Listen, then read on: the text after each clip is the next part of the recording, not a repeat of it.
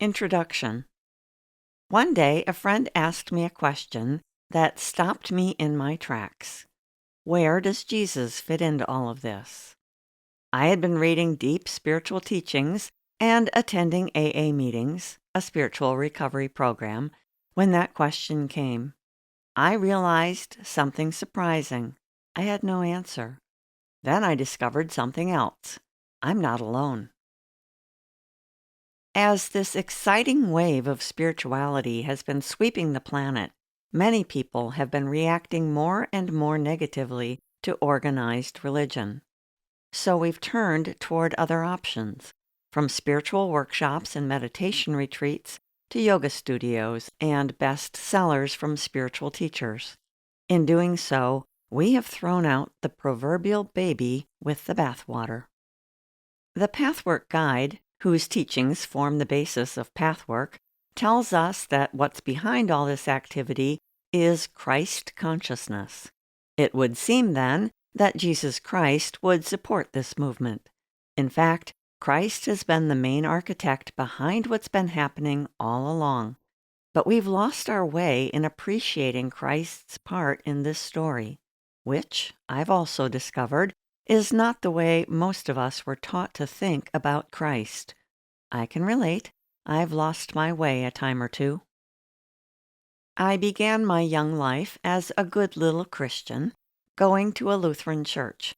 The children all stood by the altar for the Christmas program, each reciting parts of the Christmas story. My whole family rose before dawn on Easter for the sunrise service. Most Sundays, I sat in the balcony with the rest of the choir. In my mid-20s, however, I found myself sitting in my first Alcoholics Anonymous, AA, meeting. By then, I had veered off into a self-made belief system about a God who said go. Sure, I thought, there is a God. He created this place, and then he said go. We have been on our own ever since. For the next decade, I sat absorbing a brand of spirituality that spoke deeply to me. For example, I often heard people say in AA meetings, "There's a God-shaped hole in my soul."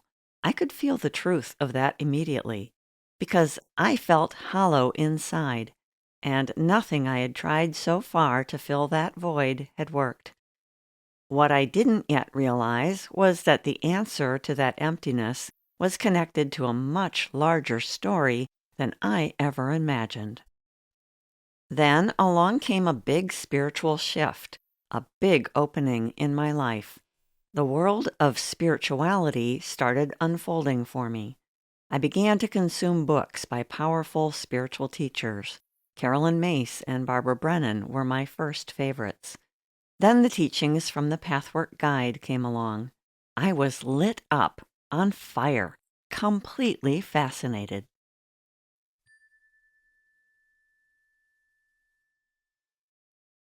Where does Christ fit? When a new passion consumes you like that, you want to bring everyone you know along with you. So I shared what I was discovering with several friends and colleagues. When my friend asked me where Jesus fit in, the best I could do was to acknowledge that I had no idea. It was essentially forbidden to speak of Jesus in AA meetings, which was fine by me, yet nothing in all the spiritual material I was reading was talking about Jesus either. So I had to let it go. I just didn't know what else to do with this. As the years went by, I found myself increasingly aligned with the Pathwork Guide's teachings. These teachings are the source of the material held by the Pathwork Foundation. After 5 years of study, I signed up for 4 years of training to become a Pathwork helper. That's someone who works with others to heal and grow spiritually by following the wisdom of these teachings.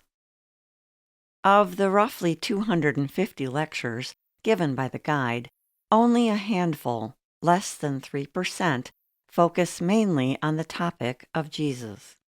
Although I studied many lectures very deeply, those weren't the ones we spent much time with. Along the way, I would frequently speak up among fellow pathworkers and ask, "But what about Jesus?" I got blank stares and good question. For there were others who were open to knowing more about what the guide taught about the life of Jesus. What I didn't receive was much of an answer. One year, at Easter time, a longtime pathworker suggested reading the cosmology lectures. These are 4 pathwork lectures, number 19 to 22, that tell the story of how we humans came to be and the role Jesus Christ played in it. Someone had condensed them to about 10 pages. Rereading this condensed cosmology story each year gradually changed how I understood Christ and Christianity itself. When the pieces of this story finally started fitting together, my reaction was simple. Holy moly!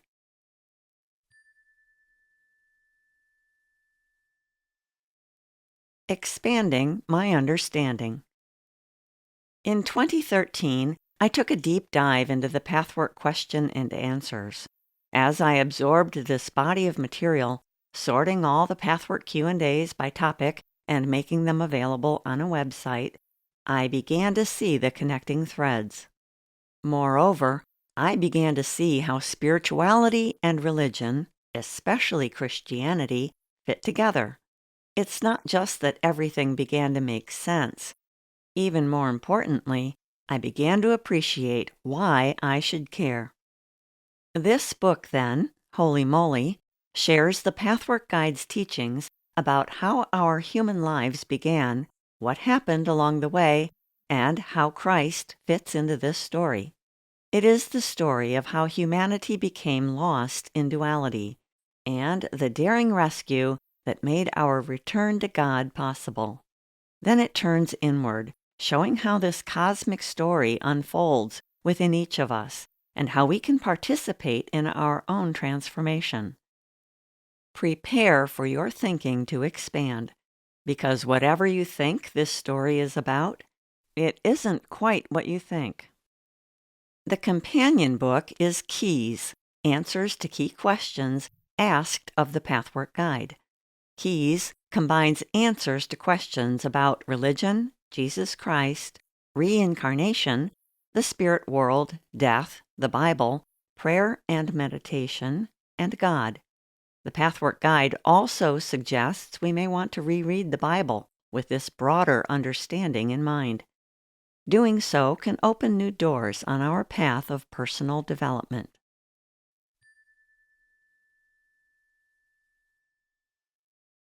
Swimming in gratitude. It is my hope that by listening to Holy Moly, you'll feel enlightened and inspired. Even more than that, I hope you will feel grateful.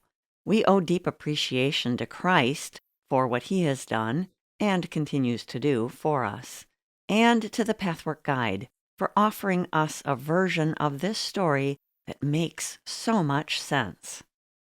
I also share my personal gratitude to Eva Paracas, whom I never had the chance to meet. For 22 years, she dedicated herself to giving the Pathwork Guide an instrument through which to speak. In doing so, she gave us an incredibly precious gift. In service to the guide, Jill Loree.